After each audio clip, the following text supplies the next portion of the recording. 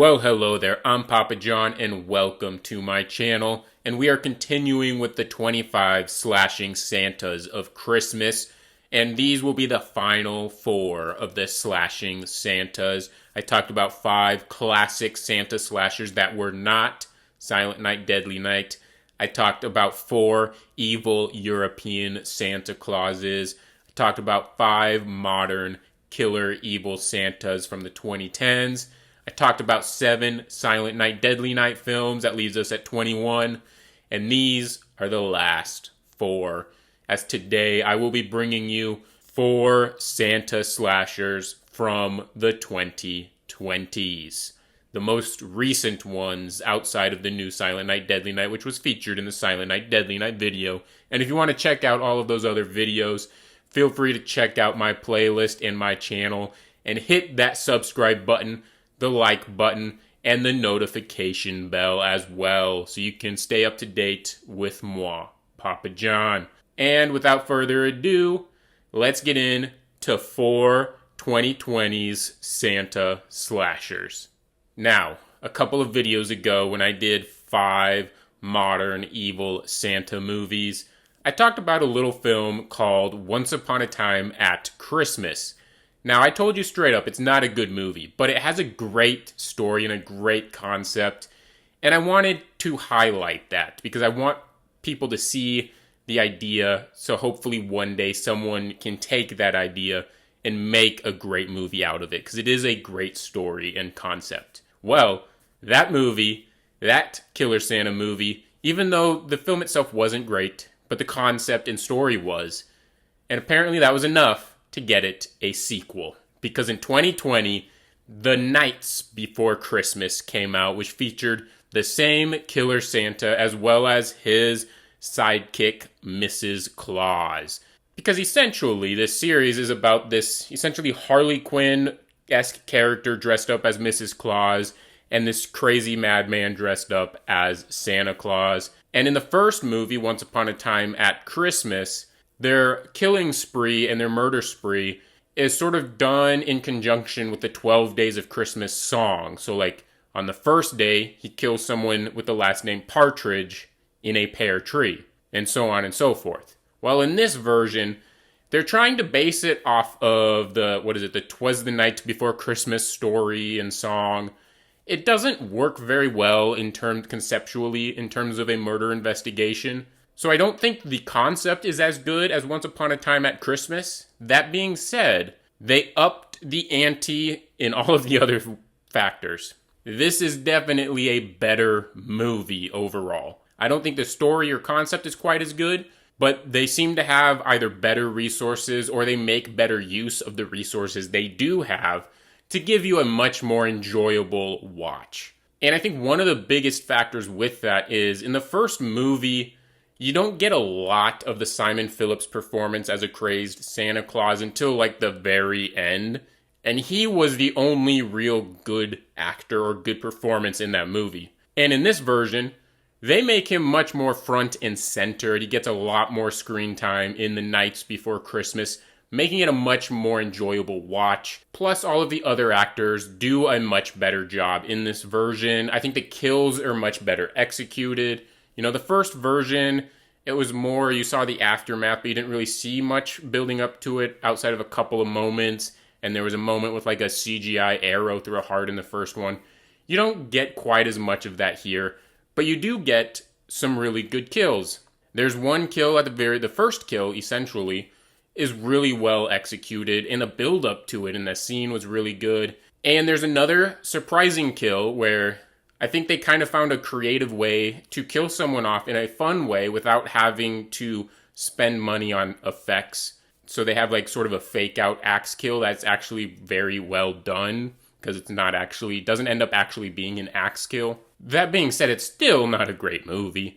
Like, they still have a severe lack of resources. The acting is still not top tier. You know, I think Simon Phillips does a great job, but I still think his best performance was the third act of Once Upon a Time at Christmas, even though the film as a whole wasn't as good. But overall, they find a way to take the story from the first one, add some layers to it that make sense, but at the same time the characters from the first one are just not there anymore, and he doesn't seem to care about the survivors from the first one as much. I still want to highlight it, though, just because I do really enjoy the concept of these two movies, and I really enjoy the Simon Phillips Santa Claus. And in 2022, we got a little film called Christmas, Bloody Christmas. And if you ever wanted to see a Terminator Santa Claus, this is the movie for you. Because the killer Santa Claus in this movie is a fucking robot. This is a movie that has grown on me a lot since my first time watching it, where I was a little more lukewarm on it. But over time, it's grown on me.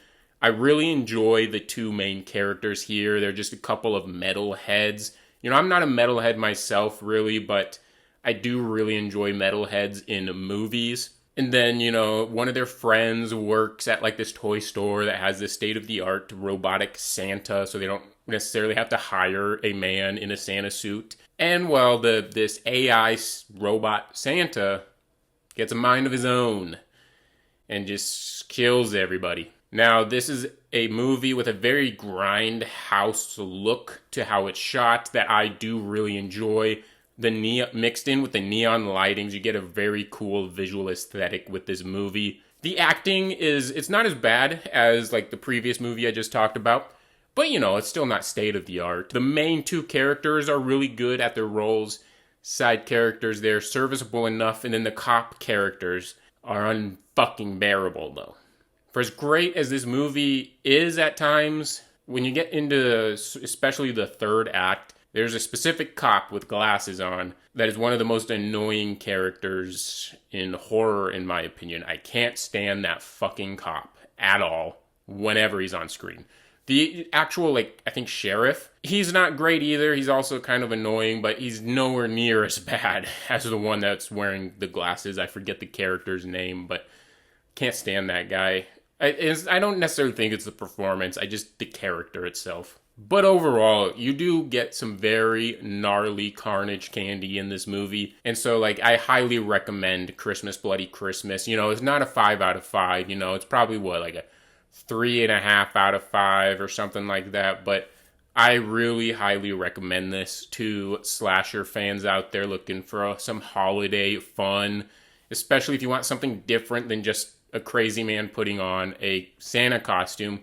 Then you have this version where it's a robot. And next, we're making our way to 2023, where we're talking about Santastein. I was a little hesitant. I was kind of grabbing at straws, trying to figure out what's the last movie I'm going to put on this list. And this one stuck out to me as just a stupid concept that, weirdly enough, might actually work in a Reanimator kind of sense. And did it work? Not necessarily, no. So essentially you have this kid who's trying to find proof of Santa's existence and creates this whole weird elaborate scheme to get a photo of Santa and essentially trap Santa. But in the process, you end up getting this really cool, almost Final Destination, Rube Goldberg type of kill that kills the real Santa Claus. And this kid somehow takes the brain out of Santa Claus and keeps it in a little vat thing. And then when he becomes a teenager, I think he's a teenager, he might be in his early 20s. I'm not sure if he was in high school or college at the time. Nonetheless, when he figures out a way to reanimate dead bodies, he puts Santa's brain in a corpse that he stole from the morgue. And voila, Santa is brought back to life as Santastein. Except he's not exactly, all there yet. And because of that, he has violent tendencies. Finds his way to a, high school house party on Christmas. And you see where it's going probably. People die. It becomes a slasher. And you just have this undead Santa Claus. I really don't know how to criticize this movie because it's not a good movie. But you can have fun with it, even though it's not going to be the most fun you're ever going to have. One thing that really stuck out to me as a negative on this film was the sound design. I want to caveat maybe, just maybe, it was my version. But I don't think it was. Because essentially there's a lot of moments where The score is way too overbearing to the point where you can barely hear the dialogue. And then there's like other moments when it's not a score and it's more of like a soundtrack at the party. It's almost the exact opposite, where the dialogue is really loud, but the music is so low that I don't believe that this is a good party. And then, the effects aren't great. This is somewhat of a low budget. I think it's like a Screambox original or exclusive. It's a fun concept. They do a decent enough job. You don't get great acting, except weirdly enough, the adults are worse than the teenagers when in terms of the acting performances. They're unbearable in this movie, especially the main cop character. Horrible. Not as bad as the teacher, but the teacher's only in like one scene for a few seconds. Overall, if you do want a very out there concept that is different, much like Christmas Bloody Christmas is very different from just a crazy mental patient putting on a Santa costume, then Santastein you might have some fun with, as it's sort of a Frankenstein wearing a Santa suit. So you can have some fun with the concept, but just know the execution is less than desirable in my humble opinion. And finally, I have saved the best for last. Probably the most famous movie I'm going to talk about in this video today. And that is last year when we got Terrifier 3. I absolutely adored this movie when I first saw it in theaters. It was the first Terrifier movie I saw on the big screen, and I absolutely adored this movie. The opening scene just grips you right from the beginning with the Christmas feels, the brutality, just all of it. It's right there. Sucks you right in, and you don't ever really truly leave it and get sucked out until the very end. It's just this great, messed up, disturbing ride that the movie takes you on. So essentially, after the events in Terrifier 2, you wait a few years and Art the Clown returns, this time on Christmas instead of Halloween. He finds himself with a Santa in the bar.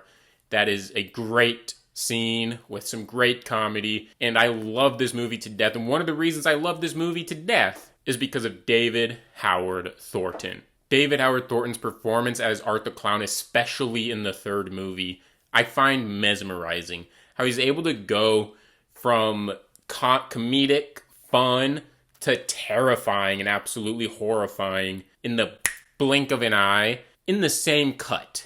Not a cutaway and cut back. No, in the same cut, the same shot, he's able to switch on a dime without even having to speak. And I just absolutely find it so great. And especially like in the scene where you have the podcast girl talking to her boyfriend and Art the Clown's in the hallway listening. And he's like going, aw shucks and all of that to all the things she's saying. That stuff as well, I just find that hilarious. And then the kills in this movie are just off the walls in the best way possible. Obviously, you have the chainsaw kill, which might be my favorite kill in the history of horror. I absolutely love the chainsaw kill. But you also have the mall bombing, which the build up to is one of the most kind of nerve-wracking scenes you ever see, with Art the Clown and all of these little children next to him.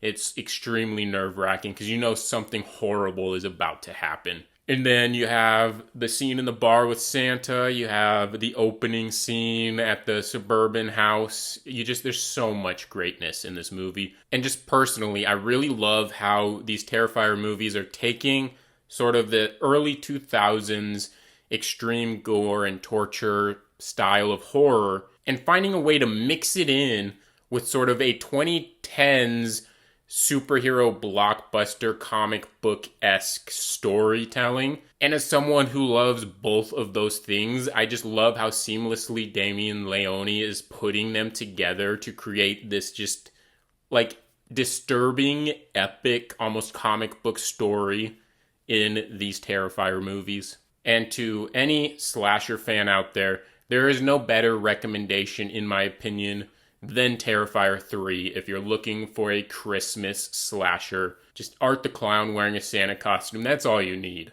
And so there you have it. Those are 4 2020s Santa slashers for you to enjoy this Christmas. Let me know your thoughts on the comment section down below. hit that subscribe button so you don't miss me ranking all 25 movies that I've talked about this month. And hit that like button to support this channel. And have a happy holidays and Merry motherfucking Christmas, y'all. You sound like you want to fuck him. I don't want to fuck him. I mean,